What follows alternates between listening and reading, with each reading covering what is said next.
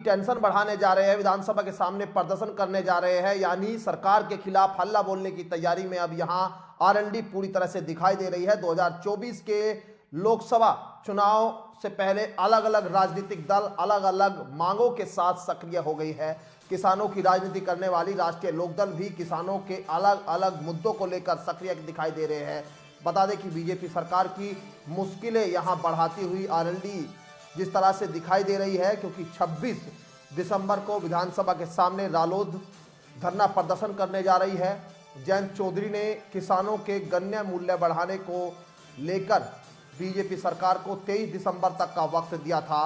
उन्होंने कहा कि अगर 23 दिसंबर तक गन्ना मूल्य नहीं बढ़ा तो 26 दिसंबर को विधानसभा के सामने धरना प्रदर्शन करने की चेतावनी लखनऊ में जयंत चौधरी ने दी थी।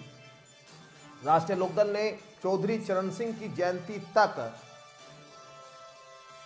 ये चुनौती दी है कि जयंती तक अगर सरकार ने यहां गन्ने का भाव तय नहीं किया तो 26 में आरएलडी बड़ा प्रदर्शन करने जा रही है। यहां पर लखनऊ में बता दें कि स्वामीनाथन आयोग की रिपोर्ट लागू न किए जाने और किसानों को उनकी उपज का 1.5 गुना लाभकारी मूल्य न दिए जाने की स्थिति में 26 दिसंबर को लखनऊ में धरना देने की घोषणा यहां जयंत चौधरी कर चुके हैं।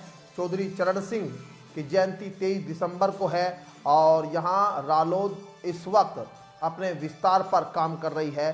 इस विस्तार के साथ ही अलग अलग मुद्दे उठाकर भाजपा को घेरने की कवायद में यहां आरएलडी लगी हुई है। अब एक बार फिर हल्ला बोलने की तैयारी में यहां जयंत चौधरी दिखाई देंगे और 26 दिसंबर में एक बार फिर यहां जयंत चौधरी बड़ी यहां प्रदर्शन कर सकते हैं। गन्ना भाव की मांग को लेकर, गन्ने के भुगतान की मांग को लेकर अभी हाल ही में लखनऊ में जयंत चौधरी ने राष्ट्रीय लोकदल के प्रदेश कार्यालय पर एक बैठक की।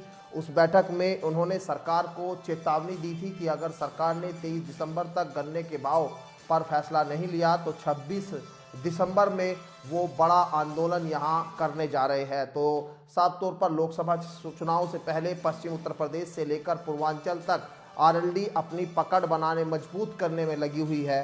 अब यहां पूर्वांचल से लगातार अपनी पार्टी को मजबूत करने में लगे हुए जयंत चौधरी 26 दिसंबर में लखनऊ विधानसभा के सामने बड़ा प्रदर्शन कर सकते हैं। ये चेतावनी पहले ही वो दे चुके हैं।